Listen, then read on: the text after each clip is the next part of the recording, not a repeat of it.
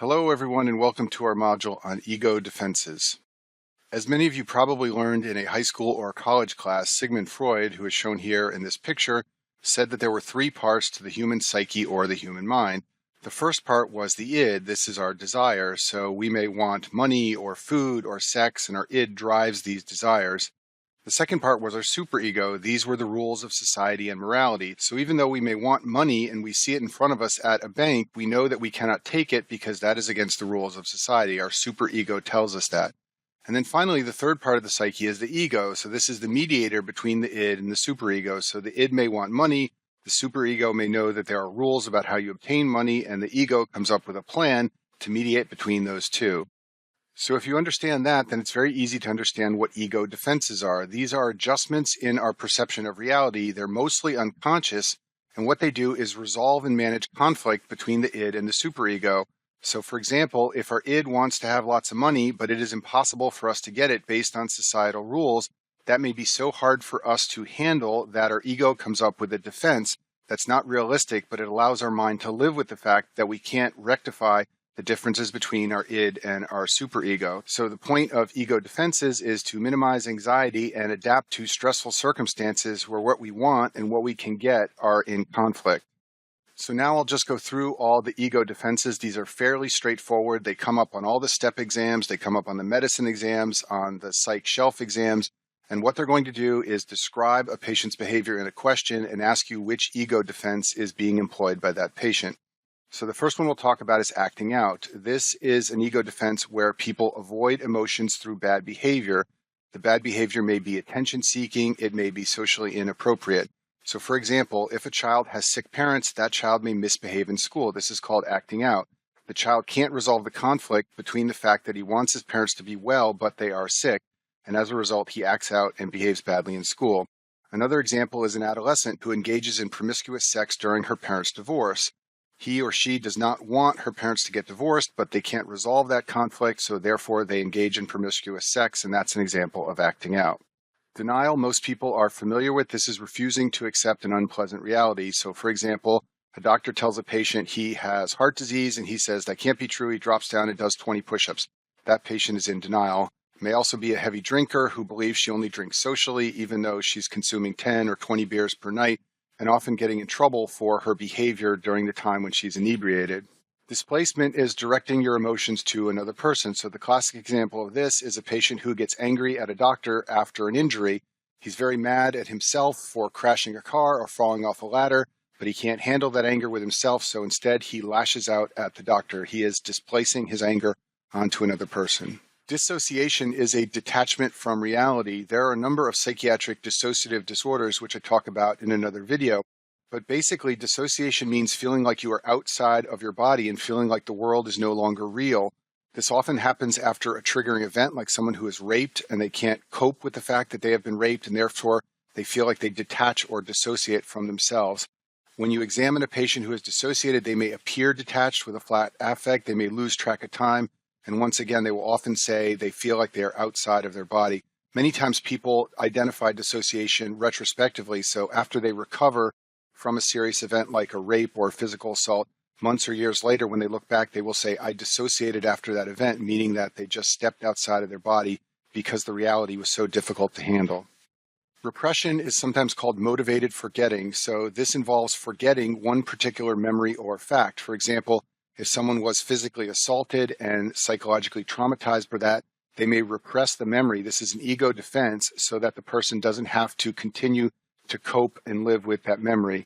This is often something that happened long ago. A patient will repress a difficult period of their childhood. This was the first defense mechanism that Freud ever described, and he thought that people repress their memories to avoid guilt. So for example, if someone was abused as a child, they may feel guilty and feel like they brought that on themselves. And that is so hard to cope with that they repress the memory and do not recall what happened when they were a child. Fixation is a failure to develop beyond a childhood growth stage. So Freud described a number of growth stages in children, and if a person gets stuck in one of these stages, they are said to be fixated or fixed in that stage. For example, you may be familiar with the oral phase in children when they suck their thumbs. So if someone has an oral fixation, this means even into adolescence and adulthood, they still suck their thumbs or eat or chew pencils. They are fixated on the oral phase. Another example would be an adult who lives with his mother and depends on her. That person is fixated in a childhood stage and has not advanced beyond it. Idealization is emphasizing positive thoughts and memories and de-emphasizing negative thoughts and memories.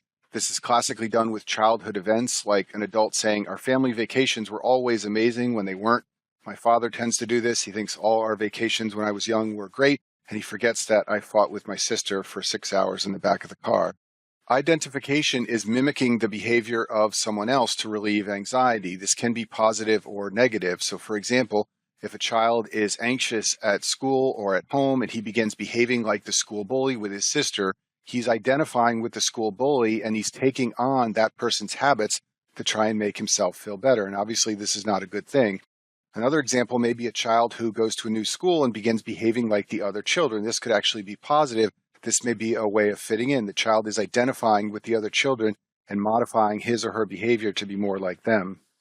Intellectualization is avoiding emotions through reasoning. So, for example, if someone is getting a divorce, and instead of saying they are sad about the divorce, they cite divorce statistics to show how common divorce is in the world at large.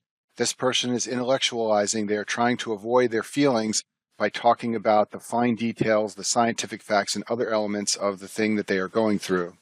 Isolation refers to isolating a distressing memory or event and taking away the emotional aspect of that memory or event. Patients who isolate fail to experience the emotions of events, and they will describe something traumatizing like a rape or an assault without expressing sadness. Basically just describe the event with mechanical detail. That person has isolated that memory and has walled it off from their emotional psyche. Passive aggression is something most of us are familiar with. This is when a person conflicts with someone else in a non-confrontational manner. So, for example, if a husband is mad at his wife, he doesn't want to say, "I'm mad at you," so instead he acts uncooperative. He is being passively aggressive. In other words, he's not directly confronting her and being aggressive. Instead, he's being aggressive in some other manner. And you'll see this with lots of people you work with. They will be unhappy about something you did, but they don't want to come up and confront you about it. So instead, they do other things to show you that they are angry. They are engaging in passive-aggressive behavior.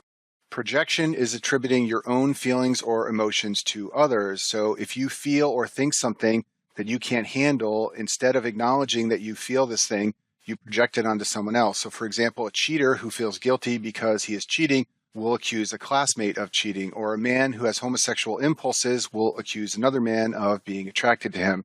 And projection is very common in medical school. Most of the people who accuse other people of being gunners are actually gunners themselves. You'll see this throughout your medical career. People who are afraid of making mistakes will accuse others of making mistakes. They are all projecting. Rationalization means distorting events so the outcome is positive. For example, someone who says, "I'm glad I got fired. I actually needed a change." They are rationalizing what happened to them so they don't feel so badly about it. Reaction formation basically means doing the opposite of what you think or feel. Reaction formation means engaging in the opposite behavior. That's the reaction to unwanted feelings that you have. So, for example, a man who craves alcohol may go around preaching abstinence. He is engaging in reaction formation. A woman who despises her mother may throw her mother a birthday party. Another example is a parent who despises their child. Maybe it's an unwanted child, but they show extreme love and affection to the child because they can't handle their true feelings, which is that they regret that they have this child. Regression means reverting to behavior of a younger person or child. So, for example, if an adult is stressed out and goes back to watching cartoons from his or her childhood, that could be considered an example of regression.